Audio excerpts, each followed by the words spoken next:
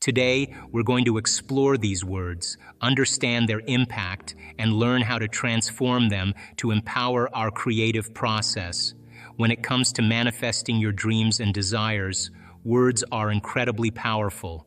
They shape your reality, but there are certain words that can be deadly, blocking your manifestation. We all have a pattern of thinking and speaking that we might not even be aware of. These patterns are like a program running in the background of our minds. The first thing you need to understand is that your brain is a record of the past. It's a memory bank of everything you've experienced up until this moment. When you wake up in the morning, your brain starts running through those memories. You think about your problems, and those problems are connected to certain emotions. This cycle of thinking and feeling keeps you stuck in the past.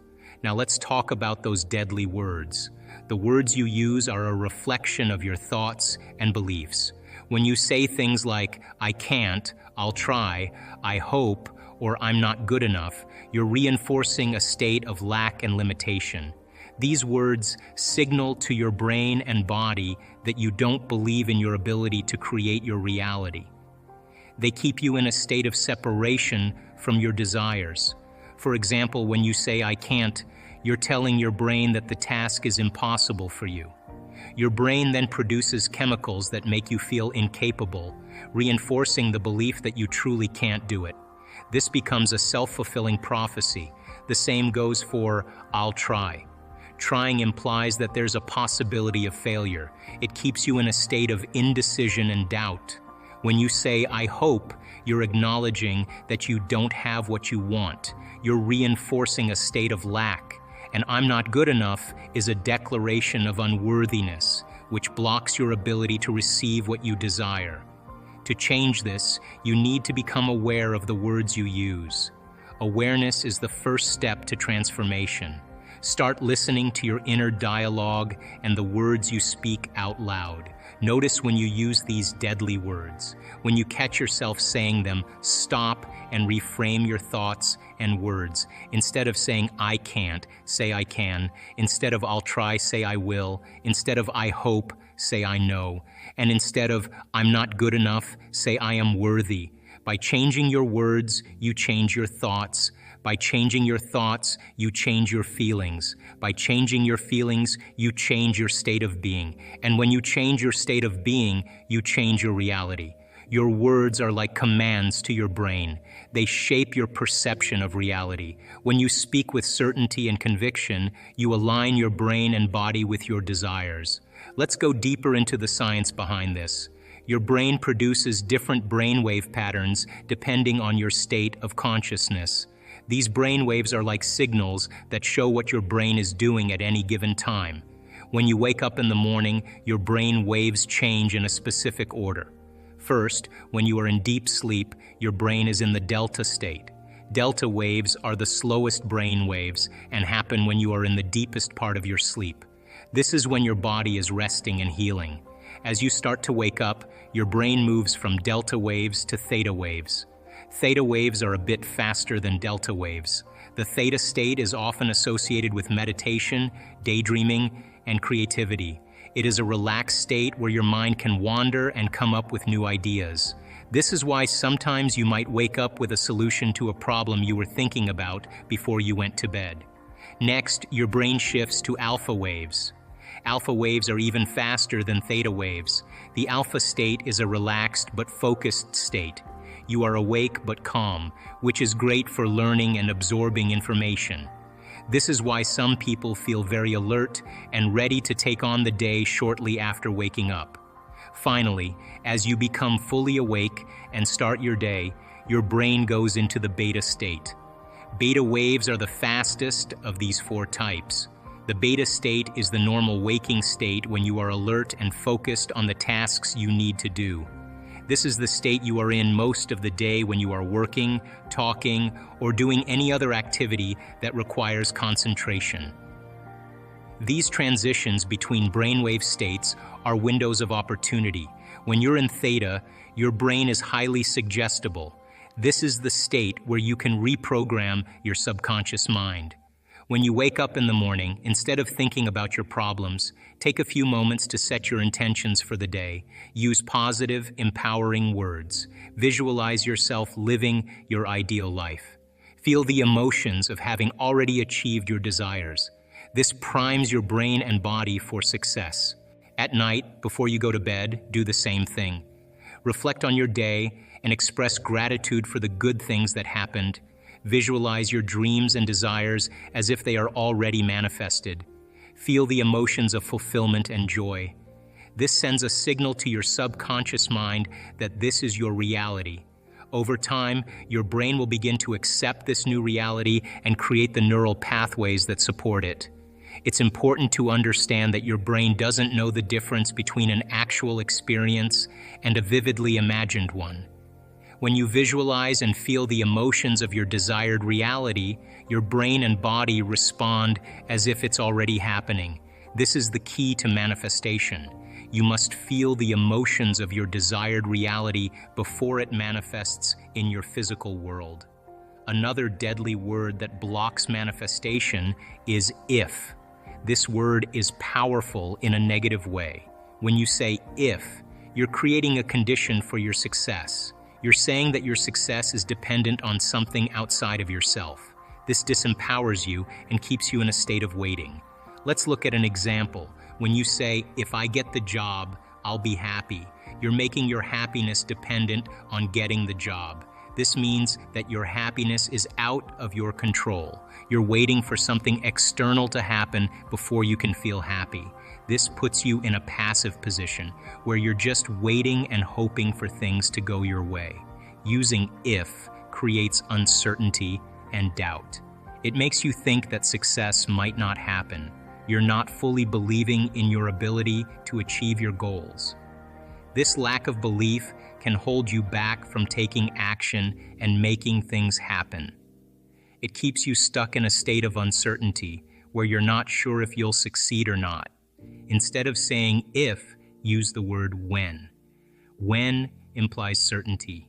It signals to your brain that your success is inevitable. It creates a sense of anticipation and excitement. For example, say, when I get the job, I'll be happy. This change in wording makes a big difference. When shows that you believe in your success. It means that you know it's going to happen. This certainty helps you feel more confident and motivated. You're no longer waiting for something to happen. You're expecting it to happen. Using when shifts your mindset from doubt to belief. It helps you focus on what you can do to achieve your goals. Instead of waiting for success to come to you, you're actively working towards it. This proactive approach helps you take the necessary steps to make your goals a reality. Let's look at another example. Instead of saying, if I can save enough money, I'll go on vacation. Say, when I save enough money, I'll go on vacation. This change in language shows that you believe in your ability to save money and go on vacation. It creates a sense of certainty and excitement about your plans. Using when helps you focus on what you can do to save money. You're not just hoping it will happen. You're making a plan and taking action to achieve your goal. This proactive mindset helps you stay motivated and committed to your goal. Another example could be in your personal growth. Instead of saying, if I can improve my skills, I'll be successful, say, when I improve my skills, I'll be successful. This change in wording shows that you believe in your ability to improve and succeed. It creates a sense of certainty and confidence in your abilities. Using when helps you focus on what you can do to improve your skills. You're not just waiting for success to come to you.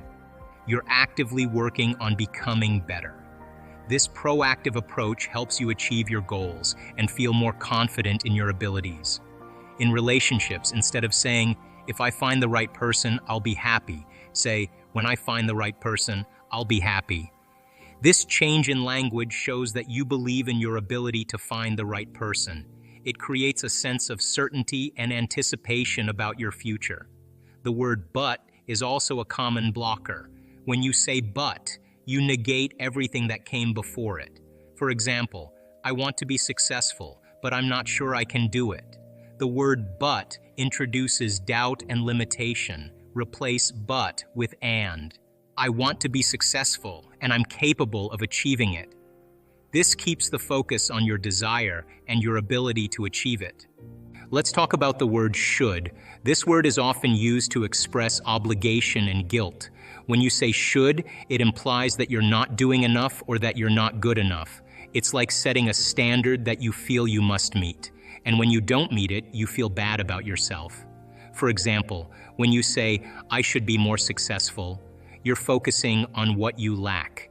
You're looking at what you haven't achieved yet, and this can make you feel inadequate or like a failure. The word should carries a heavy weight. It's like a burden you carry around, always reminding you of what you think you're supposed to be doing. It creates pressure and stress because it sets expectations that might be unrealistic or difficult to meet. When you use should, you're often comparing yourself to others or to some ideal version of yourself that you think you need to be. This comparison can lead to feelings of frustration, disappointment, and even resentment.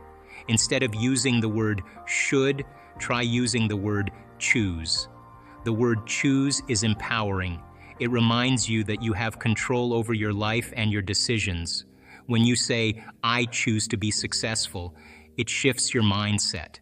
Instead of feeling obligated or guilty, you feel empowered and motivated. You're taking responsibility for your own actions and decisions, and this puts you in a position of power.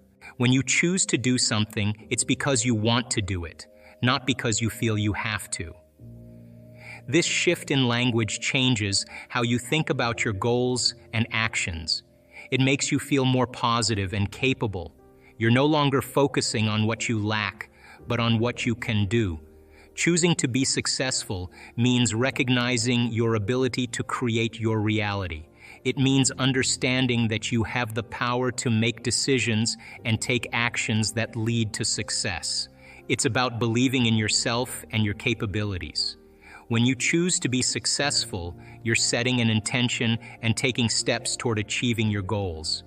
Let's look at an example. Instead of saying, I should exercise more, say, I choose to exercise more. This change in wording might seem small, but it has a big impact. Should feels like a chore, something you have to do but don't really want to. Choose feels like a decision you've made because it's important to you. It feels more positive and intentional. When you choose to exercise more, you're acknowledging that it's something you want to do for your health and well-being. You're not doing it because you feel pressured or guilty. You're doing it because you know it's good for you and you want to take care of yourself. This makes it easier to follow through with your decision because it feels more aligned with your desires and values. Now, let's explore the impact of these words on your energy field. Every thought and word you have creates a vibrational frequency.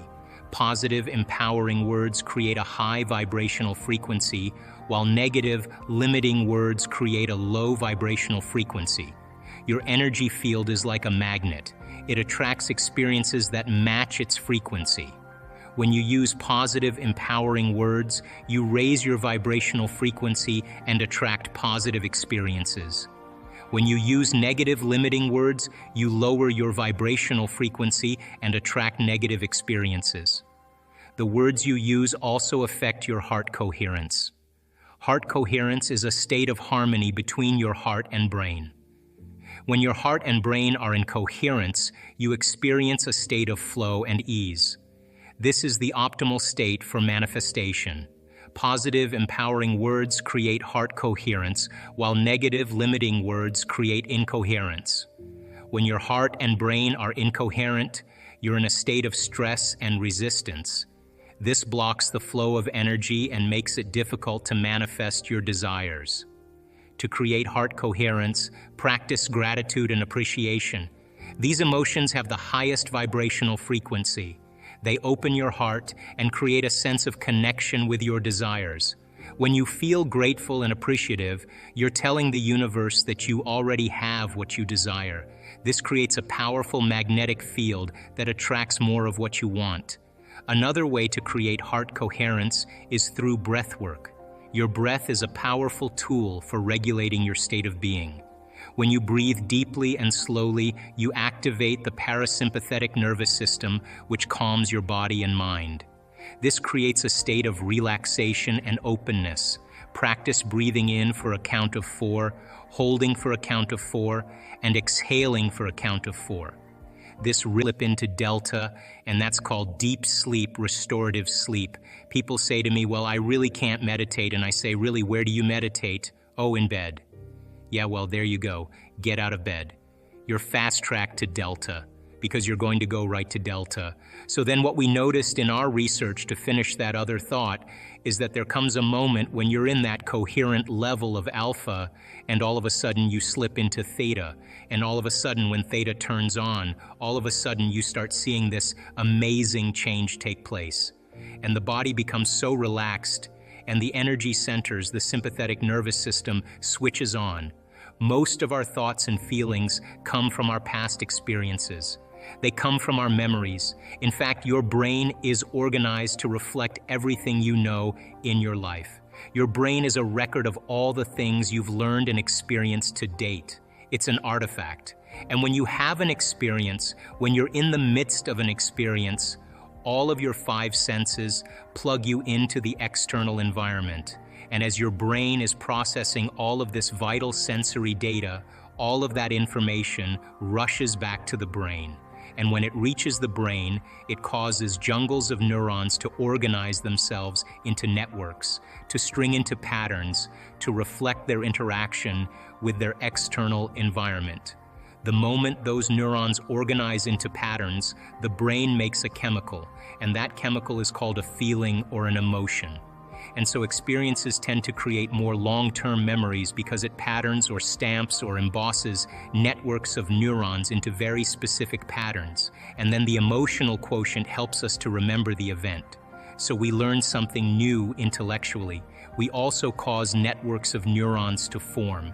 I mean, the Nobel Prize laureate Kandel in the year 2000 found that when people learn just one bit of information, they double the number of connections in their brain from 1,300 connections to 2,600 connections.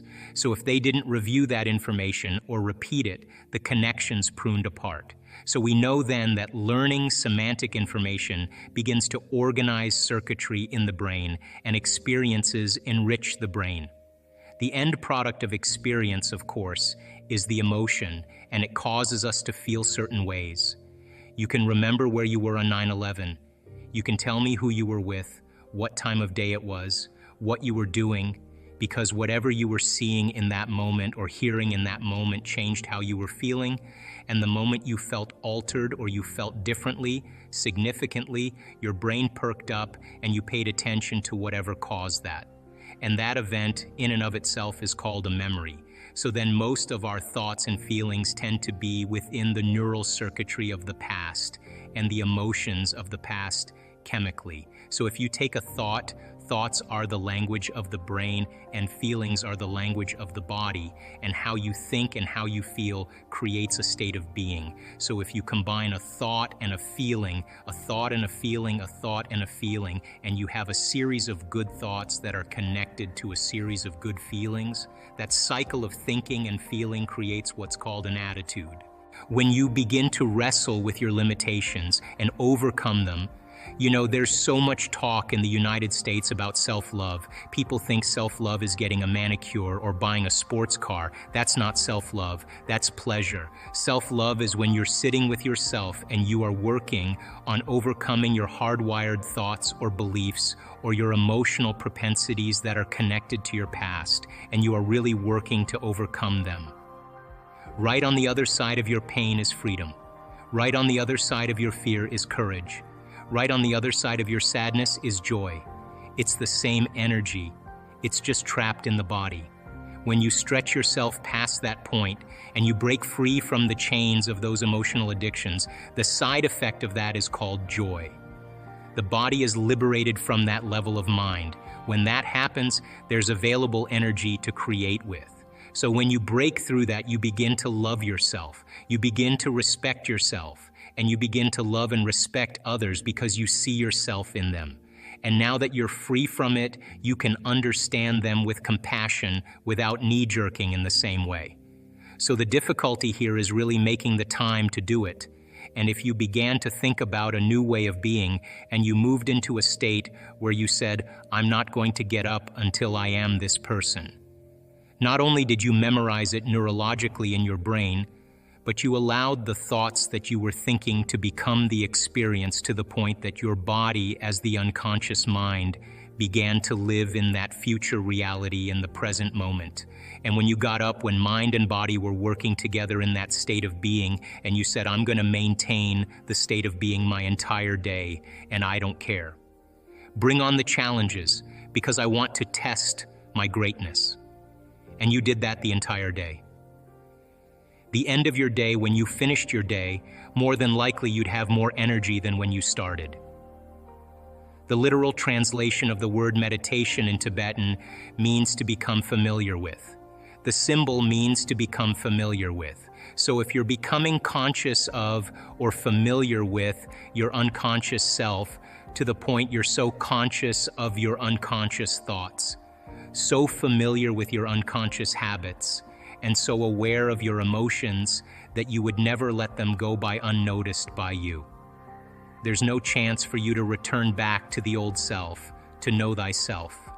And then if you became familiar with a new self, because you neurologically fired and wired it in your brain, and you emotionally conditioned your body, and you were able to do it enough times, sooner or later, it would get easier and it would become more familiar to you, and you would be able to move into that state of being. By the way, a new state of being is a new personality, and a new personality is a new personal reality. One of the things about substances is that it actually helps to change chemistry in the brain and body. So there becomes a chemical dependence on it at that point.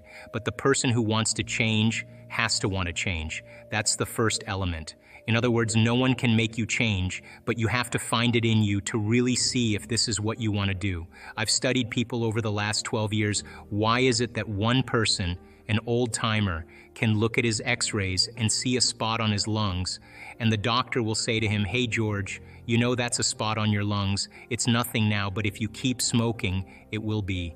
And that guy just takes his cigarettes, throws them in the trash, and he's done the next day.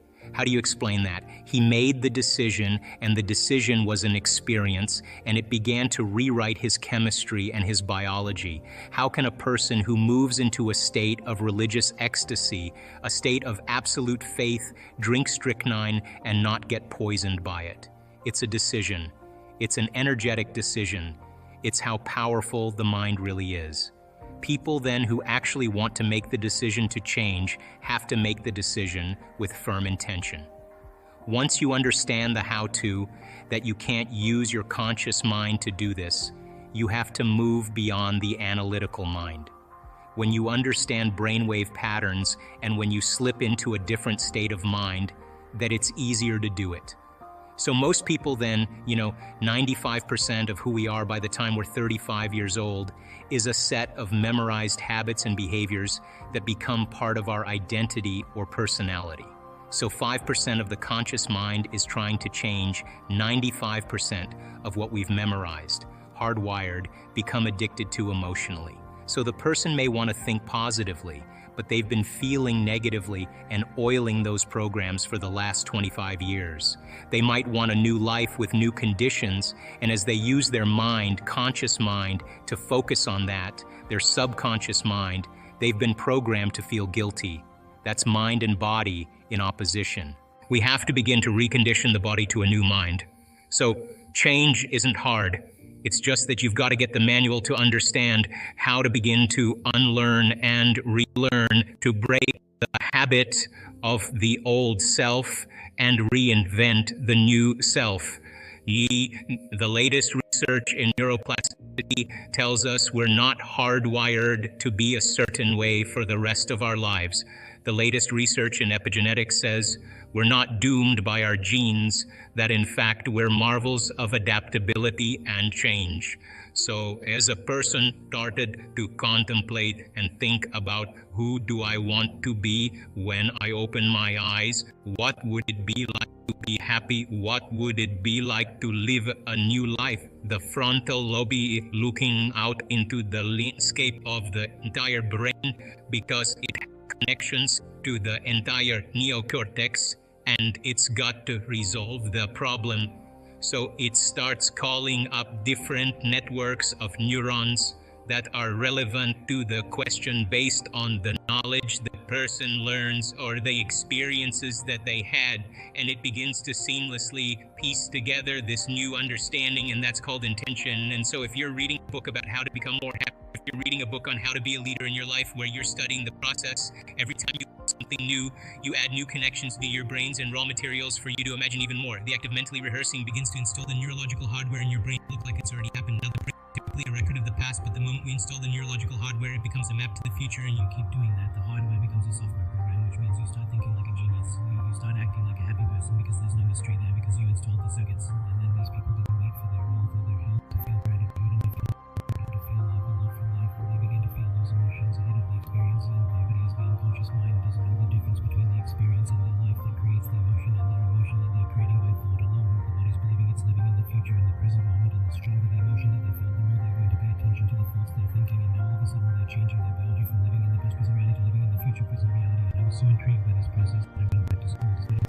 because it was the answer to the internal process of rehearsing and imagining. We had all moments where they lost track of time and space, where when they opened their eyes they thought it was maybe 15-20 minutes later, and it was an hour and 15 minutes later. When we get into the present moment, there's a moment where you lose track of yourself, you forget about yourself, and only in the present moment do you have access, according to the quantum model of reality, to other possibilities. And when you're truly in the present moment, the generous present moment, that's the moment, and then you are no longer living in the familiar past, the predictable future. And you realize that we have to get beyond our environment. And what's our environment made of? People, husbands, kids, bosses, objects, things, places. You got to get beyond your emotions, your body, your pain, your disease, and you got to get beyond this concept of linear time. So when we get beyond our body, our environment, and time, we become pure consciousness. And now that consciousness, we get to connect to the consciousness. And all of a sudden I realized that when people are nobody, no one, nothing, nowhere, and no time, that's the moment. And if you could give 1 to 3 different things that we could think differently or eliminate when a thought comes to us or we react in a certain way, if there's something you think, if we eliminated 1, 2, or 3 things and we did this every day for 7 days, we would start to see incredible feelings of differently. We'd feel healthier, more lively, more loved.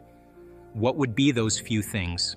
Okay, well, most people, number 1, they get up in the morning and they check their cell phone, they check their text, their WhatsApp, their Facebook, they post something on Facebook, drive to work the same way, do the same thing. So they're in a program. They've actually lost their free will to the program. So if you start your day and you start your day with this simple question, what is the greatest ideal of myself that I can be today?